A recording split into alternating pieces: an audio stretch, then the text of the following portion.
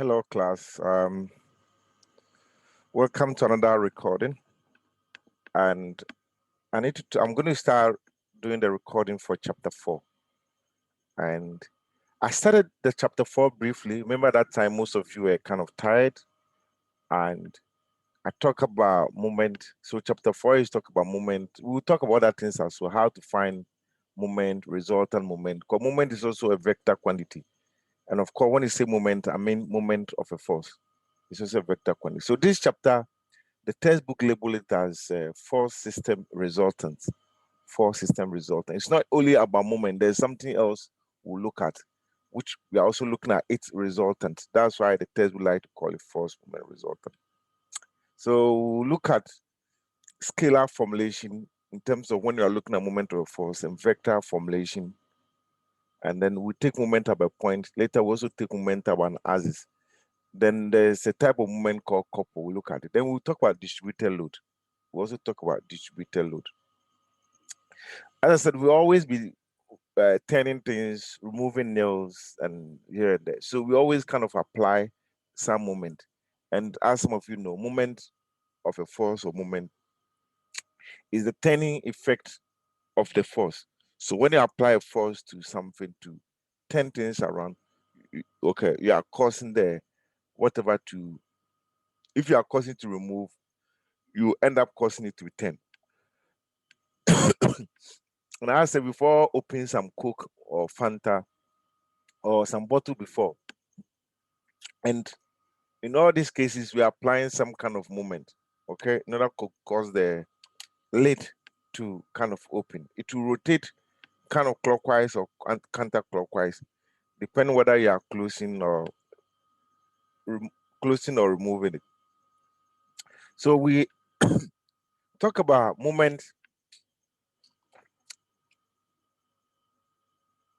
We talk about moment. Let me pause a bit and get some water. Okay, so we talk about moment of a force as you already know from your physics or high school, as is the force times distance. And most of the time we emphasize that is the perpendicular distance. Okay, is a perpendicular distance. So as you apply a force here, F, and if this is 90 degrees here, and this is the line of action of the force, yeah, that's the line of action of the force, and it's perpendicular to this. So we can take moment about this point O.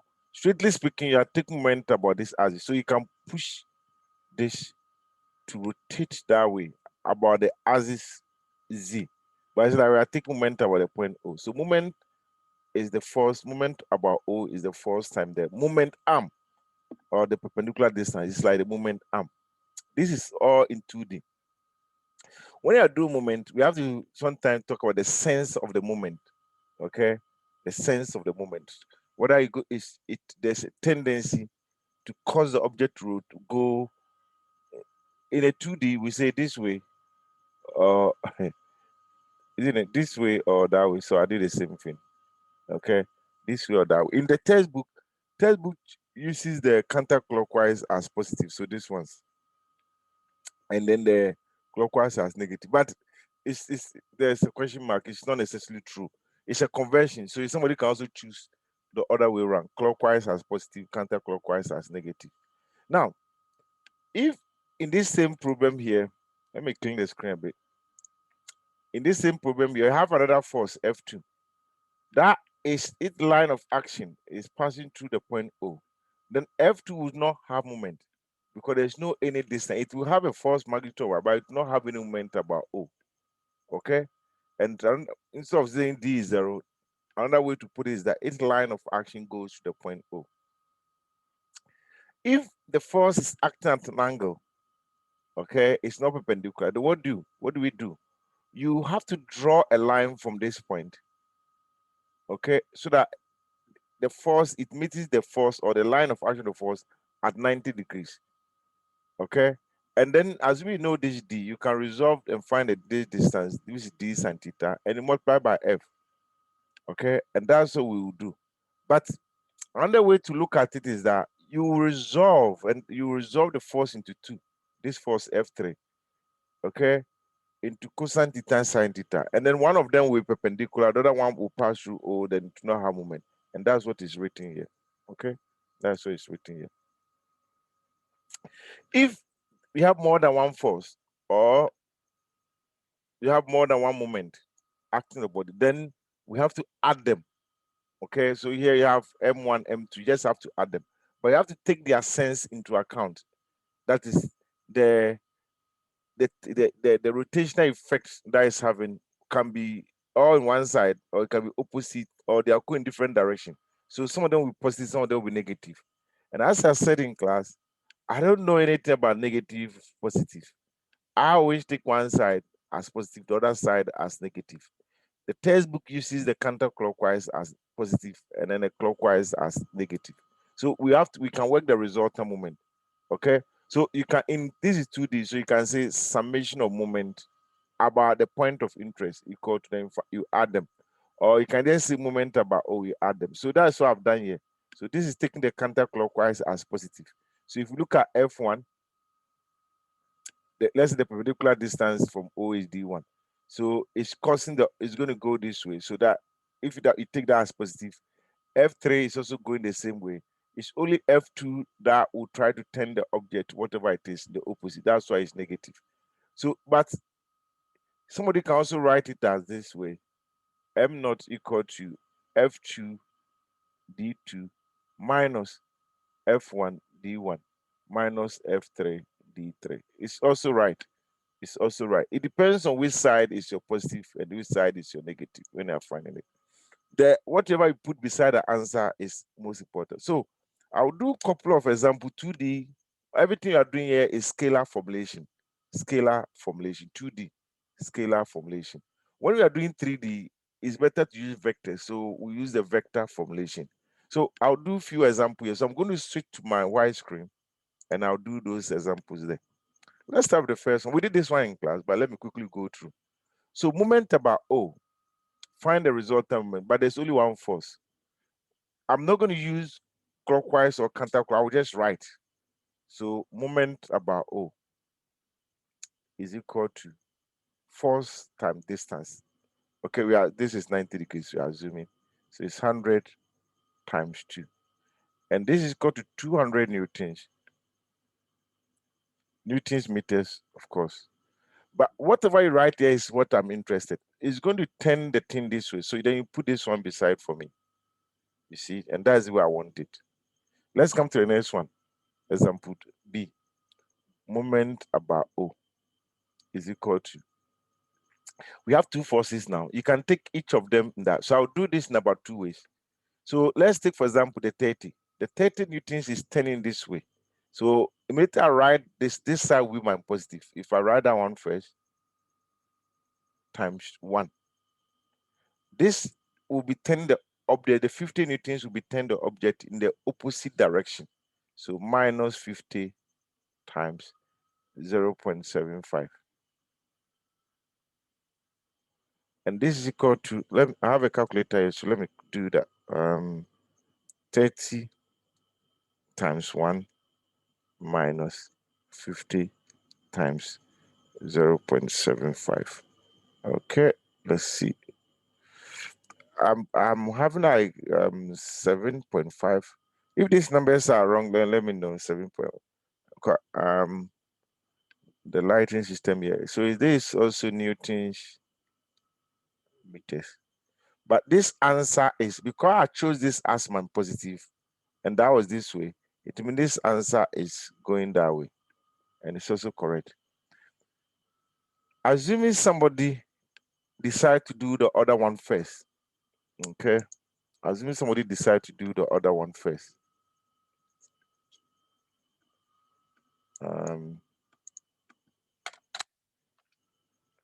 Difficult. If you decide to do the other one first, the moment about O will be 50 times 0.75 minus 30 times 1. This is also correct. But this answer will end up to be 7.5 newtons meters. But because you did this one first, the answer will be like this. And anytime, let me put this one in red here. This answer here can also be written as 7.5 newtons meters. Then you flip the direction. Instead of this way, you flip it like this. And this answer and this answer now become the same. So what is your positive direction? It depends on what you choose. So what some people would do, as I said, they will write a sign down that, oh, and the textbook uses counterclockwise. Let's do that. So they will use this as your positive. So you write a counterclockwise first, and then you do that. But I'm not really interested in the way you start. I'm interested in the way you end, the way you report the answer. That's what of interest. So I don't write any sign, but when I finish, I write my sign beside it. And that's the way I want you to work. Let's look at the next example. Everything I'm doing here is on the, I'm kind of having some challenge here in terms of the screen. Let me do a bit of something. Yes, okay, cool.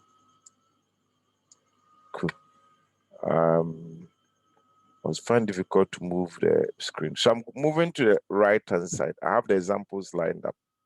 So let's look at this one. So here, some distance have been done for you already. Okay, if you want to get to know how did they get this, you should look at this. It's like you use the same thing where the angle is cosine. Okay, so this is like the hypotenuse, and that is adjacent, and that's the angle. So this distance here from here to here is 2 cosine 30 degrees. Okay, there are two forces here. One is 100. 100 is acting at 0. So if you want to do the resultant moment, so resultant moment about O, or you can say moment about O, resultant. Any of them is fine. So sometimes I do like this.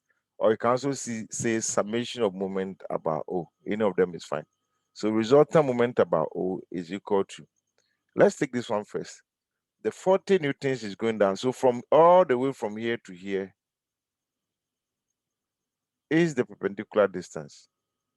So it's 40 times 4 add 2 cosine 30 degrees. Okay, and then we come to this. You don't even need to write because it's going to be 100 times 0, because each line of action is going to the point that you want to take the moment. Okay, then use the calculator to work this out. We can write in decimal or we can leave it that way. Normally, I don't really mind answers that much.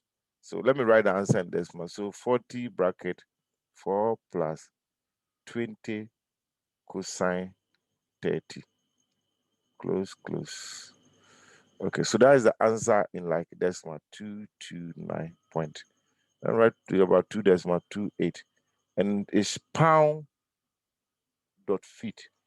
That is pound dot feet. Pound dot feet. Okay, so I'll do the next example. Let me do the next example. In this next example, we have about, oh, sorry, I didn't do something important. You have to tell me the sign. And it was, this is going to, so this has to be here. It's very, very important. The next example, that is D. We have about 1, 2, 3, 4. In fact, these 20 newtons and 40 newtons, after it was diagonal, and it has been resolved into 2. We will get there. It has been resolved into 2. That's why you see them acting at the same point. So let's start. Moment about O, or the resultant moment about O. I don't know how best I normally write this. I should have a star. So moment about resultant moment about O. I think this is good. The result, R for resultant. And this is equal to, which one do you want us to do first? Let's start with the 50. So if you start with the 50, then it's 50 times the perpendicular distance, which is 2. Then we go to the 60. The 60 will not have moment. It's not plus, it's not minus, because it's 0. Because each line of action goes to the point O, so it will not have moment. Then we go to the 20. We go to the 20. The 20 is going to turn, this one was turning the object that way. The 20 is going to turn the object this way. If you can look at it very, I used to have a student, oh Jessica.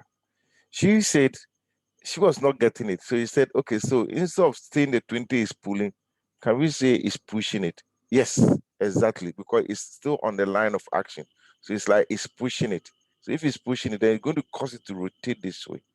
Okay, so it's opposite to this, our positive side. So this will be minus. So it's minus 20 times. Minus 20 times this distance from here to here. So you have to do a bit of resolving. Look at this. Here the hypotenuse is 3 meters, and that, so this distance here will be the cosine, and that distance will be the sine. So this will be like 3 sine 30, and this will be 3 cosine 30. I don't want to say we resolve distance, yes, but you can also resolve distance. It's like you're doing your SOHCAHTOA stuff. Okay, so the distance, perpendicular distance, is 20 times 3. I would not really worry about getting the using the calculator so that we can save some time. Then the 40 is going to turn the object this way. So that is plus. Let me see whether if I have a space, I can write it on the left. Then so it's plus 40 times. So from here to here is 3 cosine 30. And from here to here is 4. So this will end up to 4 plus 3 cosine 30 degrees. And you just use the calculator. But whatever you get, whether it's negative or positive, is correct. But remember, we took this as our positive. So write this beside whatever answer you are getting, and then use the calculator. There's another problem I want to solve, but I want to make sure I can put the video in your WhatsApp. So let me end this video, and I'll record the next one, and I'll solve another, maybe two problems or one problem on the 2D. Then my next or third video will be on 3D, 3D or vector formulation. So let me end the video here, and bye-bye.